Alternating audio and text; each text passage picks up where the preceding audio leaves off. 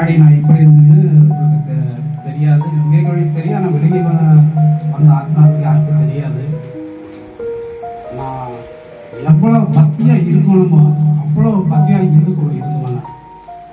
மாலை போட்டு பழனிக்கு எவ்வளோ முடியுமோ என்னால முடிஞ்ச கோயிலுக்கு போய் எத்தனையோ வேண்டுதல் விரதங்கள் இருந்து சாமியாடிகள் இருந்து கோயில் சேர்த்த முதல் முறையாக நான் தான் முன்னாடி நிற்பேன். ஆனாலும் ஓகே, ஒரு சின்ன எனக்கு ஒரு பிரச்சனை வந்து மூர்த்தி ஓகே, எனக்கு என்ன பலவீனம், ஒரு காலில் ஒரு சின்ன வீக்கம் மாதிரி வந்தது மூர்த்தி. ஆனால் அந்த வீக்கத்துக்காக எத்தனையோ கோயில வெடி வரைக்கும் உட்கார்ந்து நானும் என் குழந்தை என் மனைவி உட்கார்ந்து எத்தனையோ டைமோ எத்தனையோ கோயிலுக்கு போய் இந்த கயிறு மந்திரிச்சு கட்டுறது எல்லாமே பண்ணணும். ஆனால் பண்ணாலும் ஆனால் உடம்புல இருக்கிற வியாதி குணமே அடையவே இல்லை.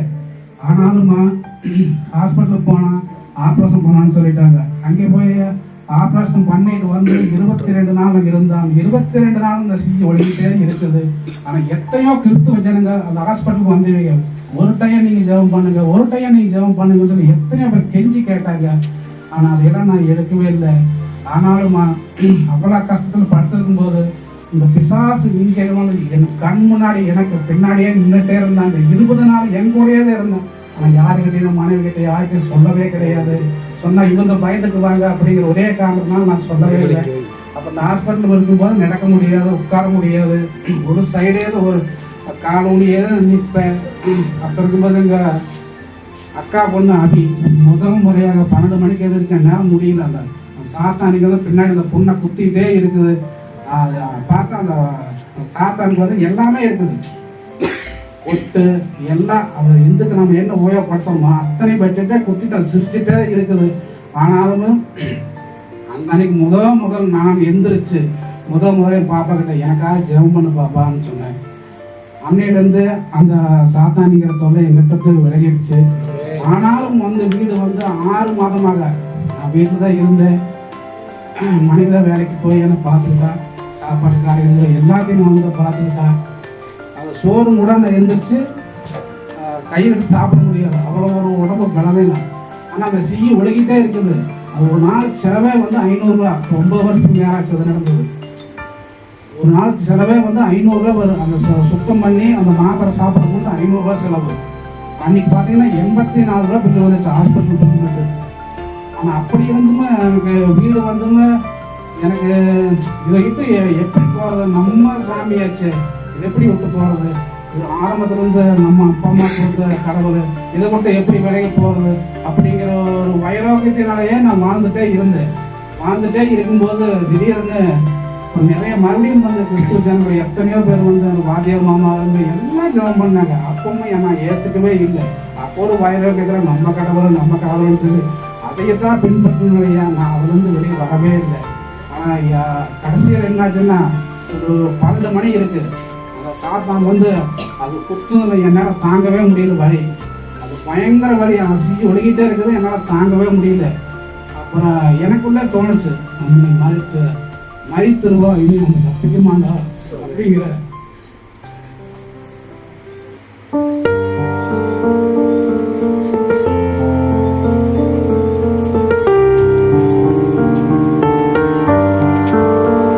நைட்ல 1 மணிக்கு போய்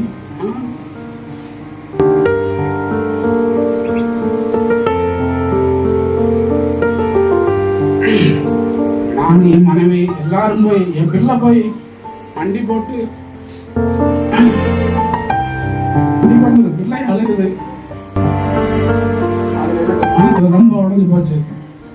என் பிள்ளையே நம்மளுக்காக வண்டி போட்டு அழுகும்போது இனிமே இந்த இடத்துல மிதிக்கணும்னு வெளியே வந்துட்டு நான் அப்போ 1 மணிக்கு 6 மணி பிடிச்சி அப்படியே போய் ஹாஸ்பிட்டல் போய் மறுபடியும் 2வது ஆப்ரேஷன் பண்ணி அப்புறம் மறுபடியும் 1 வாரம் கழிச்சு வீட்டுக்கு வந்துட்டோம். வீட்டுக்கு வந்து முதல் முறையாக புதுப்பேட்டைக்கிற ரவியன்னா கலாமி அவங்க தான் முதல் முறையாக என்னை ஆலயத்துக்கு கூட்டிகிட்டு போய் ஒரு டைம் வந்து பாருங்க, நீங்கள் நல்லா சின்ன வாங்க இல்லைன்னா வராதீங்க அப்படின்னு சொன்னாங்க. ஆயிரக்கணக்கான கூட்டங்கள் அங்கே இருந்தது. ஆனாலுமே யாருமே வந்து எத்தனையோ பேர் முன்னாடி போய் ஜெபம் பண்ணாங்க. ஆனால் நான் கடைசி கோட்டில் தான் உட்காந்துருந்தேன். அன்னத்தனைக்கே எனக்கு ஒரு 50% நம்ம சுத்தமாக உடம்பு சரியத்துக்கு வந்து ஒரு இது கிடச்சிருச்சு. எனக்கு அந்த சிஜி எல்லாமே நின்றுச்சு. நின்றுட்டு அதுலேருந்து நம்பிக்கையில் நான் 12 மணிக்கு எழுந்திரிச்சு மனம் கேட்டு சொன்னேன். அப்போ நம்ப முடியல. அப்போ மனம் கேட்டு சொன்னேன், நான் இறந்துட்டா நீ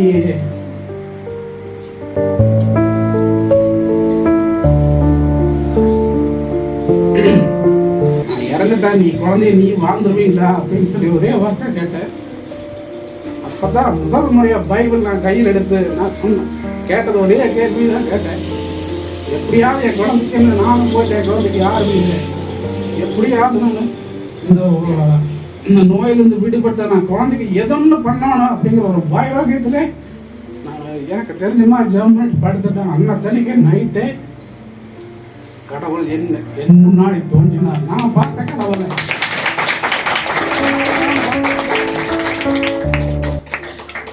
பள்ளத்துல பார்த்தீங்கன்னா தண்ணி ஒரு 10 அடிக்கு மேல தண்ணி போயிட்டு இருக்குது. எனக்கு எப்படி கடவுள் வந்து எனக்கு தெரியுங்களா? தண்ணி வந்து ஒரு 10 அடிக்கு மேல தண்ணி போயிட்டு எங்க வீட்டுக்கு முன்னாடி செந்தண்ணி போயிட்டு இருக்குது. அந்த செந்தண்ணி போயிட்டு இருக்குதுன்னா அந்த செந்தண்ணிக்கு மேலதான் கடவுள் நிற்கிறார். வெள்ளை கலர்ல ஒரு வெள்ளோட போட்டு மூஞ்சி காமிக்கல, ஆனா கடவுள் மேல நிற்கிறார். அதுக்கு இன்னொரு உதாரணம் என்ன தெரியுமா? நம்ம இந்த கடவுளை தான் நம்ம உண்மையான கடவுள்னு சொல்லிட்டு இருக்கோம் பாத்தீங்களா? அந்த கடவுள் என்ன ரூபத்துல காமிச்சாரு தெரியுங்களா? ஒரு மனிதன் கேள்வி வேணும், வெறும் ஆத்மா தான் அப்படிங்கிறதும் நான் நல்லா உணர்ந்துக்கிட்டேன். சாமியார்றாங்க பாத்தீங்களா, அவங்களோட உருவத்துல தான் அது தெரிஞ்சுது எனக்கு. அந்த ஆற்றை தண்ணி தாண்ட முடியாம இல்லை இங்க நிக்கிறாங்க. கடவுள் மட்டும்தான் தண்ணிக்கு மேல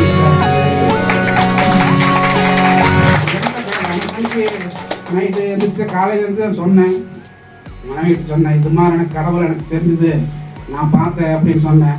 அவர் சிரிச்சுட்டு எங்கேயுமாமா நீ அப்படி இருக்குமா அப்படின்னு சொன்னான். அடுத்த நாள் காலையில ஒரு ஆள் வந்து என் மனைவி கூட்டிட்டு சர்ச்சுக்கே கூட்டிட்டு போய் பார்க்கும்போது தெரிஞ்சுக்குது, அந்த சர்ச்சில் பயங்கர சிவப்பு கலர்ல சிலுவையோட அந்த சர்ச்சுக்குள்ள ஜெயிக்கிற மாதிரி என் மனைவிக்கு காமிச்சிக்குது. அங்கத்திலிருந்தா 2 பேரும் முழுசா கடவுளுக்குள்ள வந்துட்டோம். வந்து எப்போ அதை நான் பார்த்தனோ அந்த தனிக்கு என் உடம்புல இருக்கிற நோய் எல்லாமே என்னை விட்டு போயிருக்கு.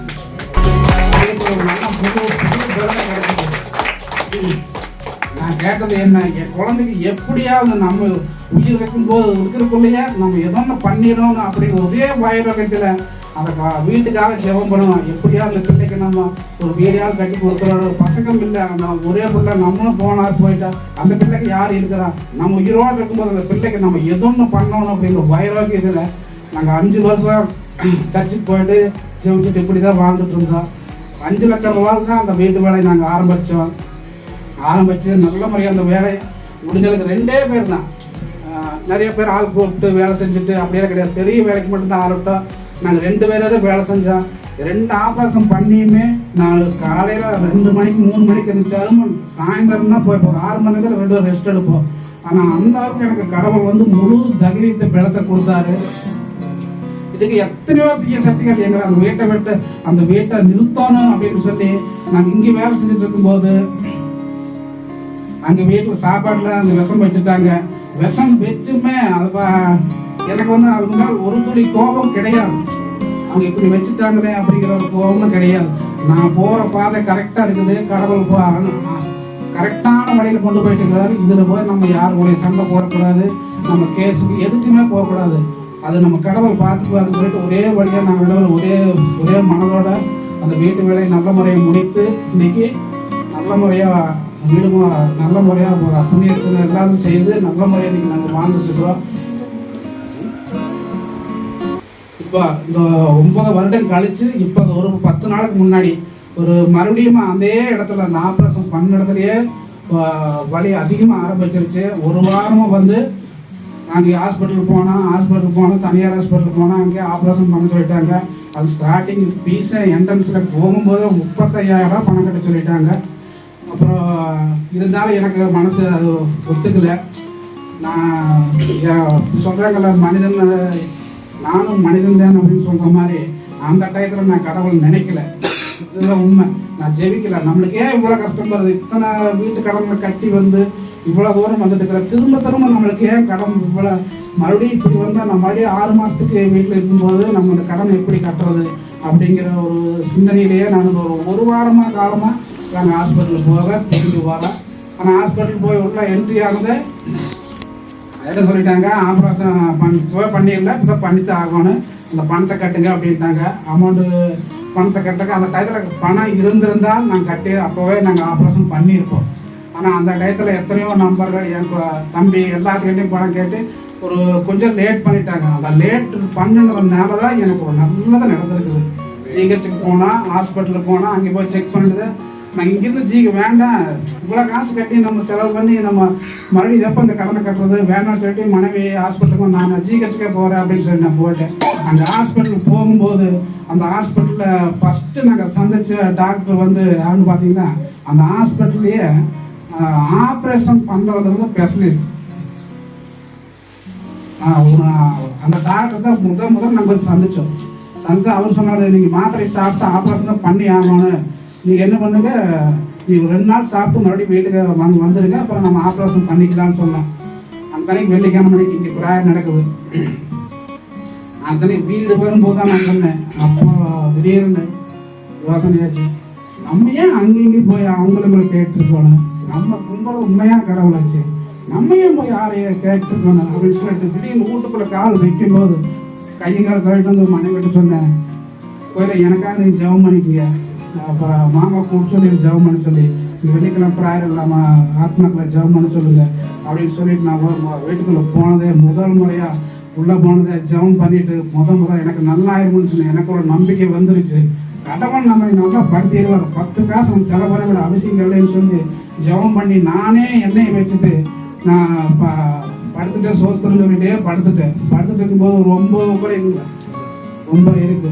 அப்போ இவங்களும் ஜெபம் பண்ணுறாங்க. மாமா கடினமாக ஜெபம் பண்ணுறாரு, ஆஃபர் நீங்கள் பண்ண வேண்டியது இல்லை அப்படின்னு சொல்லி ஃபோன் வந்து எங்கிட்ட பேசுறதில்ல, தங்கச்சிக்கிட்ட கூப்பிட்டு சொல்லிட்டே இருக்கிறான், ஆப்ரேஷன் பண்ண வேண்டியது வராது, சரி பண்ணிடலாம்னு சொல்லிட்டே இருக்கிறாரு. அப்புறம் நாங்கள் எல்லாம் ஜெபம் பண்ணிட்டு அப்புறம் தான் படுத்துட்டு ஃபோன் வந்துட்டே இருக்குது, மாமா கூப்பிட்டே இருக்கிறாரு. அப்புறம் தான் சரி யாருன்னு தெரியலன்னு சொல்லி எந்திரிச்சு போய் ஃபோன் எடுத்து மாமா சொன்ன வார்த்தை, நீங்கள் கையை அந்த எந்த நேரம் வலிக்குதோ அந்த நேரம் நீங்கள் வெயிங்க மாமா அப்படின்னாரு. வலிக்கிற நேரம் கையை வச்சுங்க நீங்கள் அப்படின்னாரு. ஒரு 1/2 மணி நேரம் இருக்குது, 1/2 மணி நேரம் நல்லா ஜெபித்தாரு. நானும் நின்றுட்டே ஜெபிச்சுட்டே இருந்தேன், இவங்களும் ஜெபிச்சுட்டே இருக்கிறாங்க. எது ஆப்ரேஷன் கண்டிப்பாக நீங்கள் பண்ணி ஆகணும்னு சொன்னாங்களோ, இது வந்து சின்ன கொப்பளமோ அதெல்லாம் கிடையாது, எலும்புலேருந்து வருது, எலும்புலேருந்து சீ வருது, சும்மா லேசாக கொப்பளமோ இதெல்லாம் கிடையாது, சும்மா 2 இன்ச்சுக்கு 3 இன்ச்சுக்கு உள்ள ஆழம் இருக்குது, இதுலேருந்து தான் வருது சீ. ஆனால் வேற யாராவது பயந்து எந்த ஒரு தற்கொலை பண்ணியிருப்பாங்க. ஆனால் அதையெல்லாம் நான் எதுவுமே நினைக்கல. ஒரே மாதோட மாமா ஜெபம் பண்ணார், அதில் கை வச்சுங்க நீங்கள் ஜெபம் பண்ணுற அப்படின்னு சொல்லி நல்லா ஜெபம் பண்ணார். ஜெபம் பண்ணிட்டு சரி மாமா வச்சிடறா, அது ரெடி ஆயிரு அப்படின்னு சொல்லிட்டு நானும் போன கீழே வச்சுட்டு பெட்டுக்கு போய் உட்காந்து இப்படி எழுந்திக்கிறேன். வேட்டியில் பார்த்தா பூரா ரத்தம் அப்படியே பூரா வெடிச்சு வெளியே வந்துருச்சு. வெளியே வந்து ஃபுல்லா ரத்தம் படியுது. அப்படியே வெளியே வந்து உள்ள நிற்க கூடாது, இது திரும்பி என்னமோ குழந்தைக்கிற வீடுன்னு சொல்லி கேட்டு வெளியே வந்துட்டேன். வெளியே வந்து நானே நடக்க அது என்ன சரீரத்தில் இருந்த இந்த சிறிய ரத்தம் பூரா கம்ப்ளீட்டா வெளியே வந்துருச்சு. அங்கே போய் கேட்கும்போது நீங்க மாத்திரை மட்டும் சாப்பிடுங்க, வேற ஒண்ணுமே உங்களுக்கு ப்ராப்ளம் இல்லை அப்படின்ட்டாங்க. போன்றைய 6 மாசமா நான் வண்டி ஓட்டல. இதே பிரச்சனை வந்து 6 மாசம் என்னால் வண்டி ஓட்ட முடியல. 2 நாள் நான் வண்டி ஓட்டிட்டு கடவுள் கேட்கறது என்னன்னா, பெரிய பணமோ காசோ கேட்கறது உள்ளத்தை சுத்தம் வச்சுக்க சொன்னாரு. இவ்வளவுதான் நான் தெரிஞ்சுக்கிறது. இவ்வளவுதான் உள்ளத்தை சுத்தம் வச்சுட்டு நீ ஜெபிச்சா என்ன பிரச்சனை இருந்தாலும் உனக்கு குணமடைன்னு சொன்னாரு. ஆனா இன்னைக்கு நான் ஹாஸ்பிட்டல் போயிருந்தா 1 லட்சம் ரூபாய்க்கு மேல நான் லாக் ஆயிட்டேன். ஒரு நான் சொல்றது கம்மி. அந்த 9 வருஷத்துக்கு முன்னாடியே 84 ரூபா பில்லுன்னா இன்னைக்கு 9 வருஷத்துக்கு முன்னாடி பில்லு எவ்வளவு வரும்னு நீங்க நினைச்சு பாருங்க. இன்னைக்கு குறைஞ்சபட்சம் கம்மி கணக்கு போட்டாலும் இன்னைக்கு 1 லட்சம் ரூபாய் கடவுள் மாட்டியிருப்பேன். 1 ரூபா கடன் இல்லாம இன்னைக்கு எனக்கு கடவுள் ஜீவனோட எங்களுக்கு வைத்திருக்கிறார்.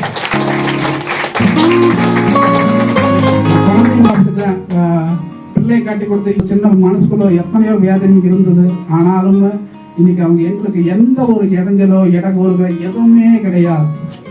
இன்னைக்கு வீடு இல்லாம அந்த பிள்ளை ஒத்த வீடோ இன்னைக்கு இருந்து இன்னைக்கு ஒரே வீட்டுல இருக்கிறாங்க. அதை எப்படி என்ன பண்ணுவாங்க அப்படின்னு இந்த பிள்ளை அங்க எப்ப கால் வச்சதோ இன்னைக்கு டபுள் டார்ச் வைக்கிறாங்க. 2 அடுக்கு டார்ச் மேல என் பிள்ளைய உட்கார வச்சுக்க கடவுள்.